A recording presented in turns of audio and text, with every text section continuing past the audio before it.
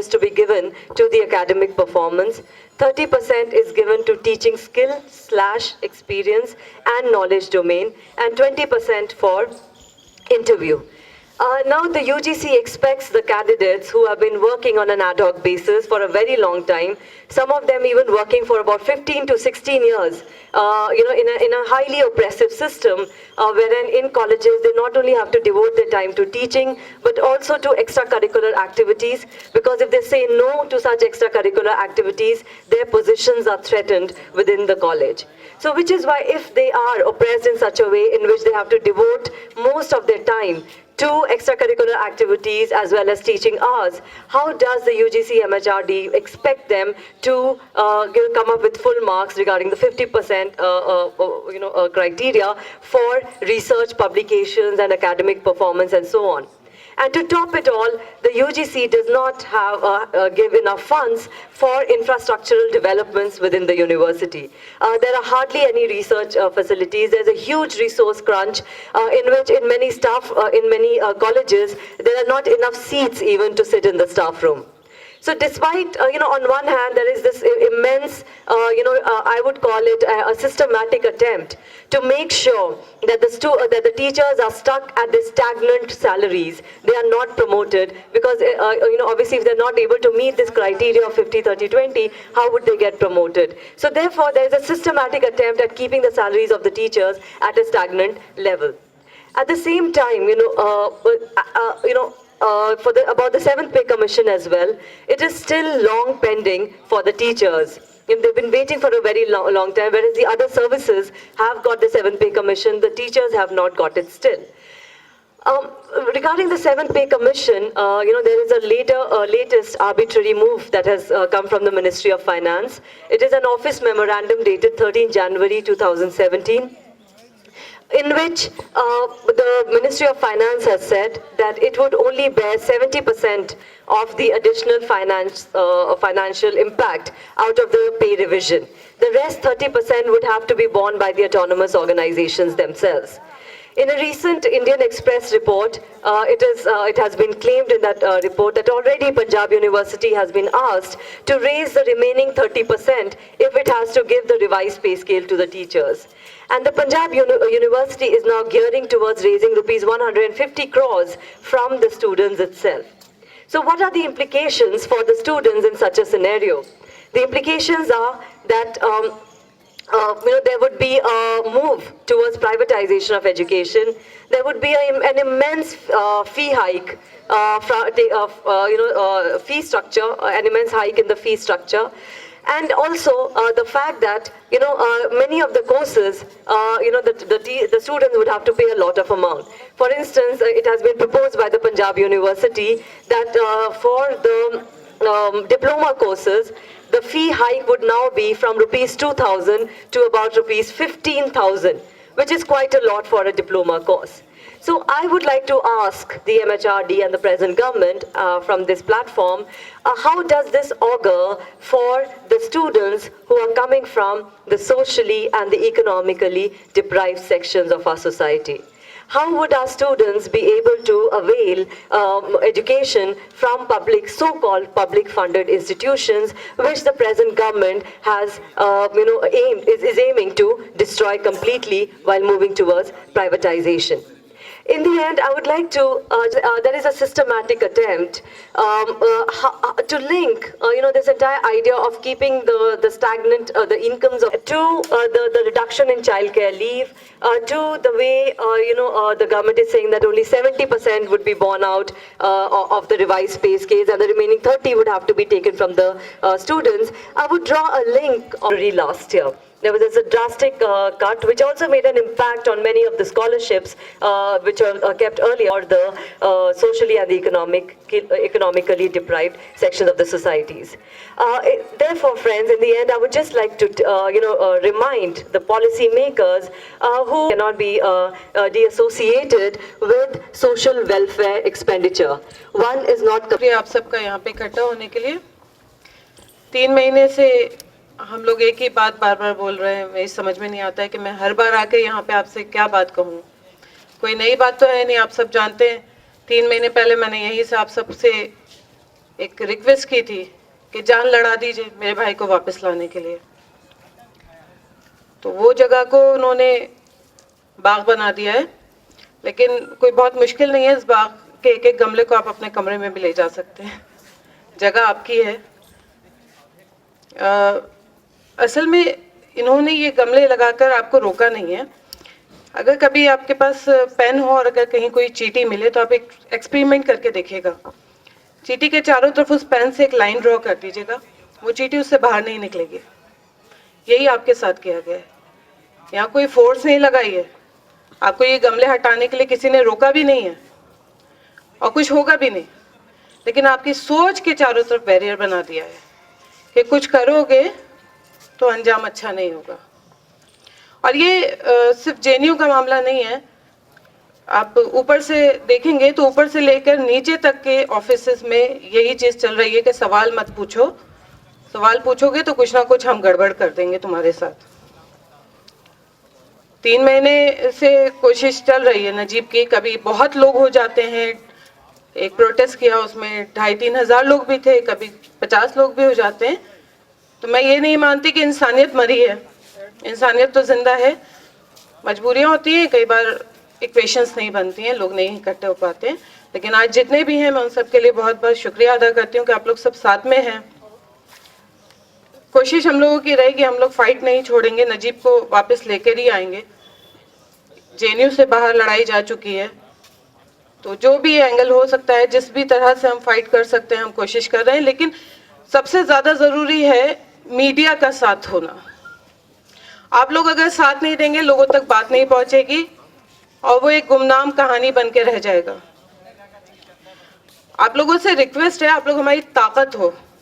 Media basically शायद मैं इतना ध्यान नहीं है, लेकिन एक पिलर है हमारी डेमोक्रेसी का। तो आपका जो रोल है वो सबसे अहम है। हम लोग जेएनयू आए या प्रोटेस्ट में जाएं या कहीं रोड पे घसीटे जाएं, आप पहुंचाओगे तो पब्लिक तक बात पहुंचेगी, पब्लिक इकट्ठी होगी। साउथ में रिसेंटली एक इंसिडेंट हुआ है जल्लीकट्टू वाला, कि बुल फाइट को लेकर उन लोगों ने इकट्ठे हुए और पूरा उन्होंने मरीन जो बीच है उसको घेर लिया और भीड़ इकट्ठा हो गई। तो उसमें मीडिया का रोल बहुत अहम है। अगर वहाँ वो हंगामा हो रहा होता और मीडिया नहीं दिखाती तो सेंट्रल में कुछ नहीं होता। तो मेरी रिक्वेस्ट है कि आप लोग ताकत बनिए, पब्लिक की कमजोरी मत बनिए, हमारे दुश्मन मत बनिए, हमारी सपोर्ट बनिए प्लीज। नजीब को आप ही लोग हम की मदद से हम ढूंढ सकते हैं। जहां तक हो सके सही चीजों को दिखाइए और हमारे लिए आप जो कर सकते हैं प्लीज रिक्वेस्ट है कि करिए। हम लोग अकेले कुछ नहीं हैं, आप हैं तो सब कुछ है। यहाँ मैं अभी बैठे बैठे सोच रही थी, इतनी सारी छोटी छोटी लकड़ियां हैं, अगर एक एक तिनका है हम उठाएंगे टूट जाएगी, लेकिन इन तिनकों को हम इकट्ठा कर लेंगे तो हमसे वो गट्ठर नहीं टूटेगा। तो तिनके मत बनिए प्लीज, बार बार मैं कहती हूँ, यूनाइट रहिए। खराब लोग बहुत ज्यादा नहीं हैं, लेकिन अच्छे लोग बिखरे हुए हैं। शुक्रिया बहुत बहुत। हम की जो उन्होंने धुन लगाई है, जो डर रखा हुआ है वो तो हमारा तोड़ दिया। मैं जब इस कैंपस में आया था हर सेमेस्टर में एक बार हंगर स्ट्राइक होती थी, और मैं जब नया नया जुड़ रहा था एज एन एक्टिविस्ट तो मैं हर बार बचने की कोशिश करता था हंगर स्ट्राइक में। यार पतला सा हूँ और थोड़ा और पतला हो जाऊंगा। 1-2 दिन बैठकर एक बार बैठा भी था हॉस्टल के मुद्दे पर गुजरात में एक IIM में एक प्रोग्राम था, उसमें मुझे जाना था तो मैं तब भी बच गया। पर अब जब बैठा, क्योंकि मैं अंदर से क्लियर था, तो तब तक बैठा जब तक शरीर ने जवाब नहीं दिया। आखिर दम तक बैठा, अस्पताल गए, वापस आके फिर यहीं जुड़ गए। अभी भी होगा तो फिर बैठ जाएंगे। तो हमारी तो जो माला थी ना वो टूट गई है, वो हमारे अंदर जा चुका है। हमें किसी से डर नहीं है, पर डर वो आपके जहन में डाला हुआ है। तो उसके लिए भी कबीर बोलकर गए हैं। कबीर ने एक और बात कही है कि कबीरा खड़ा बाजार में लिए लुकाटी हाथ, कबीरा खड़ा बाजार में लिए लुकाटी हाथ, जो अपना घर जलाए वो चले हमारे साथ। आपको अपने अंदर के जो घर है, जो उसमें जिसमें आप सिक्योर महसूस करते हैं ना, वो आपको जलाना पड़ेगा। यहाँ पर आकर सोना पड़ेगा, महसूस करना पड़ेगा कि ठंड में, इस ठंड में हंगर स्ट्राइक पर बैठना, चलो वो आप बैठना नहीं चाहते, पर आप बैठकर तो देखें कितना ठंडा है जब हवा चलती है। और वो किसके लिए है? वो उन सब लोगों के लिए जिनको हम नहीं जानते। नजीब को मैं नहीं जानता, उस तरीके से दिलीप भाई उन सभी छात्र छात्राओं को नहीं जानते जिनके लिए भी लड़ने बैठे हैं, जिनका एडमिशन अगले साल होगा।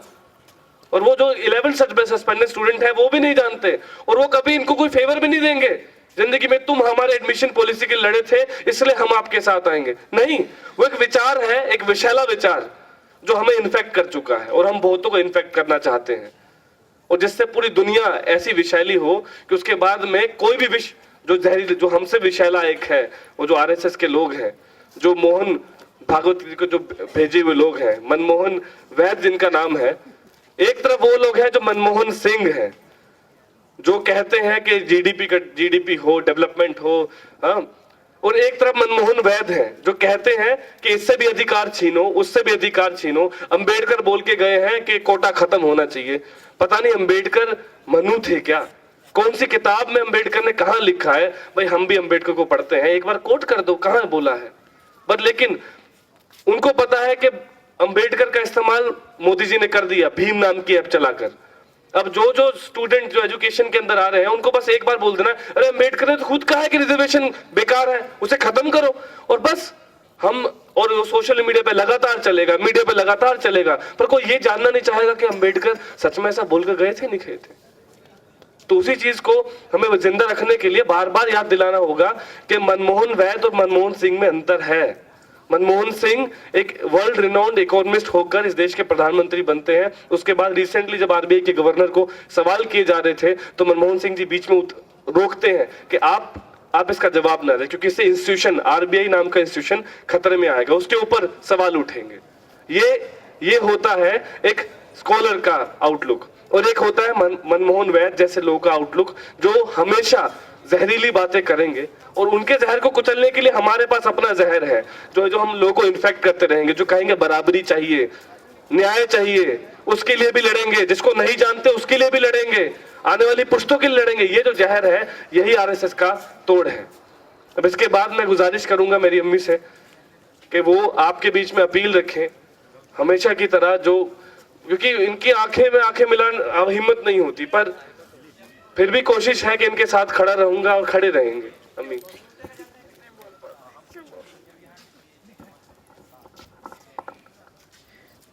बोलते बोलते थक गई हूँ मैं, अब मुझसे बोला भी नहीं जाता। आगे खुली है बस ये, आप लोग नजीब को लेकर आएंगे, नजीब के इंतजार की वजह से आगे खुली है, मैं नहीं बोल पाऊंगा।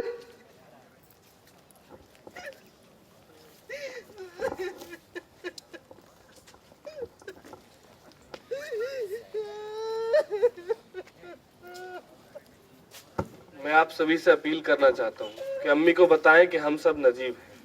एक नारा दे, एक बुलंद नारा दे, कहे कि हम सब नजीब हैं। तो हम सब नजीब, तो हम सब नजीब, तू भी नजीब, मैं भी नजीब, साथी नजीब को ढूंढ के लाओ, और साथी नजीब को ढूंढ के लाओ।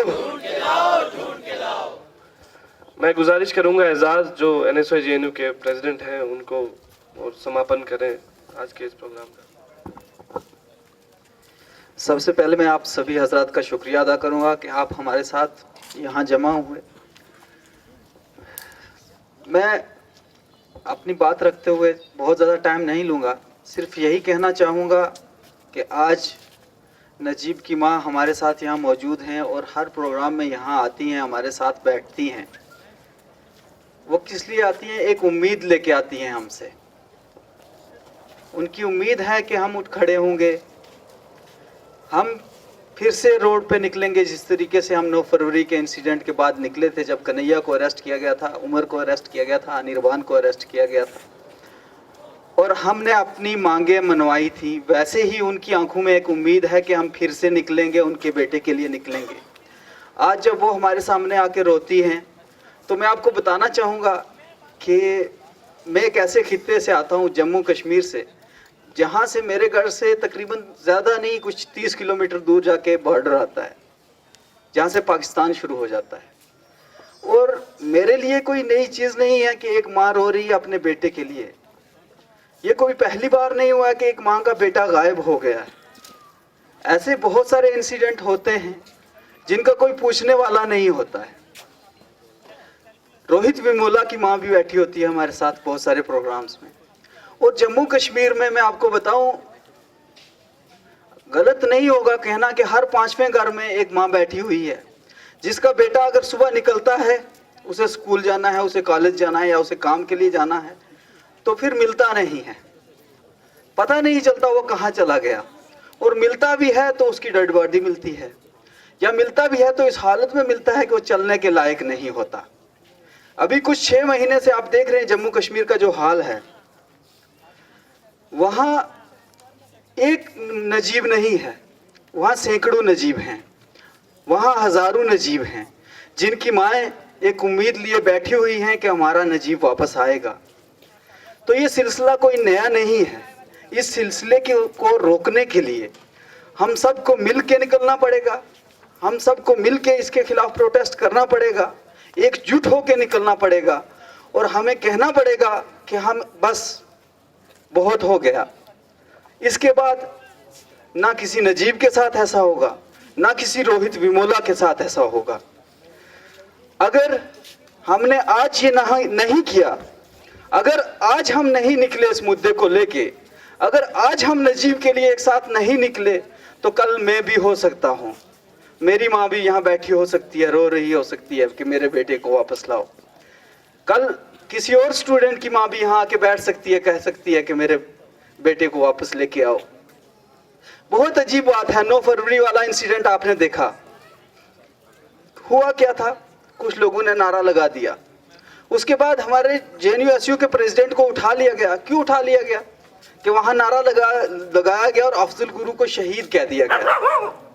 लेकिन हैरानगी की बात है, महबूबा मुफ्ती जी जो जम्मू कश्मीर की CM हैं, सबसे पहले अफजल गुरु को अगर कोई शहीद कहने वाला था तो वो थी, उनकी पार्टी थी। यही BJP की पार्टी है, उन्हीं के साथ मिलकर हुकूमत बनाती है। और दूसरी तरफ अगर JNU का कोई स्टूडेंट ये कह देता है कि अफजल गुरु शहीद था, तो उसको एंटी नेशनलिस्ट कह के जेल में बंद कर दिया जाता है। जब इनसे आप पूछिएगा, इनसे सवाल कीजिएगा कि महबूबा मुफ्ती भी तो यही कहती है कि अफजल गुरु शहीद है, उसके साथ तो आपने सरकार बनाई हुई है, तो इनका कहना क्या होता है कि हम उससे डिसएग्री करते हैं। हमारा भी तो सवाल बनता है ना, आप उससे डिसएग्री करते हैं तो JNU का अगर कोई स्टूडेंट ये कह दिया, या जम्मू कश्मीर का कोई और स्टूडेंट ये कह दिया कि अफजल गुरु शहीद है, तो उसके साथ भी डिसएग्री कर लीजिए। उसे आप क्यों एंटी नेशनलिस्ट कहते हैं? उसे आप क्यों जेल में बंद करना चाहते हैं? इसी के साथ मैं फिर से आप सभी हजरात का शुक्रिया अदा करूंगा, अपने गेस्ट स्पीकर्स का शुक्रिया अदा करूंगा कि वो हमारे साथ यहाँ आए। और ख़ासकर मैं कहना चाहूँगा कि हमारे संदीप भाई जो यहाँ भूख हड़ताल पे बैठे हैं, वो सिर्फ अपने लिए नहीं बैठे हैं, क्योंकि दिलीप भाई, क्योंकि उनकी PhD तकरीबन ख़त्म होने वाली है। वो चाहें तो 6 महीने में अपनी PhD सबमिट करके चले जाएं, उनका काम हो चुका है। लेकिन आने वाली जो नस्ल है, जो सिस्टम बनाया जा रहा है इस गवर्नमेंट की तरफ से या इस UGC की तरफ से, जिस तरीके से ये एक एकेडमिक इंस्टीट्यूशंस को अटैक कर रहे हैं, जिस तरीके से एक सिस्टम बनाना चाह रहे हैं, उसमें हम सबको क्लियर लगता है कि आने वाली हमारी नस्ल ऐसी यूनिवर्सिटीज़ में, जैसे JNU जैसी यूनिवर्सिटी हो, जामिया जैसी हो, या DU जैसी, या इस तरीके की कोई और सेंट्रल यूनिवर्सिटी हो, उसमें नहीं आ सकते। तो इसलिए इन सभी मुद्दों को साथ लेके हमें एक साथ मिलके खड़ा होना होगा, एक साथ लड़ना होगा। फिर से मैं आप सभी हजरात का शुक्रिया अदा करूंगा कि आप हमारे साथ यहाँ आए। शुक्रिया। JNU में लगातार एक के बाद एक ऐसे मामले सामने आते जा रहे हैं जिस पर पूरी देश की नज़र है, और जिसको लेकर लगातार जो वर्तमान सरकार है, MHRD है, और जो JNU के वाइस चांसलर हैं, उनको सवाल के घेरे में लोग खड़े कर रहे हैं। नजीब का गायब होना, उसके पहले कन्हैया का मामला होता है, और अब लगातार प्रताड़ना का दौर चल रहा है, और 9 छात्रों को सस्पेंड कर दिया गया है जो इंटरव्यू को लेकर प्रोटेस्ट कर रहे थे। उनका कहना था कि जो इंटरव्यू का जो नंबर है उसको कम किया जाए, ताकि उसके आधार पर जो जातिगत भेदभाव होता है वो कम हो सके। लेकिन UGC का जो नया सर्कुलर आया उसमें एमफिल में और पीएचडी के दाखिले में जो इंटरव्यू है उसके वेटेज बढ़ा दिए गए हैं। इसको लेकर यूनाइटेड ओबीसी फोरम के छात्र दिलीप यादव भूखे हड़ताल पर बैठे हुए हैं। नजीब जो लगातार 3 महीने से ज़्यादा का समय हो गया वो गायब हैं, उनके बारे में अब तक कोई जानकारी नहीं मिल पाई है। दिल्ली पुलिस अब तक ढूंढने में नाकाम रही है। उनकी जो माता जी हैं वो भी यहाँ हैं। तो इस तरह से अब देखें तो लगातार जो है जेएनयू को लेकर विवाद बढ़ता जा रहा है और तमाम तरह की अफवाहें भी फैल रही है। और लगातार जो प्रशासन है, जो जेएनयू प्रशासन है, जो वाइस चांसलर हैं, जो एमएचआरडी हैं और जो सरकार है, उस पर आरोप लग रहे हैं कि तमाम तरह की जो दखलंदाजी है वो जेएनयू में हो रही है और तमाम तरह की बंदिशें लगाई जा रही है। इससे साफ है कि जेएनयू को लेकर लगातार विवाद बढ़ता जा रहा है और वाइस चांसलर जो है वो सवालों के घेरे में है। कैमरामैन के साथ शंभू कुमार सिंह, नेशनल दस्तक, जेएनयू, दिल्ली।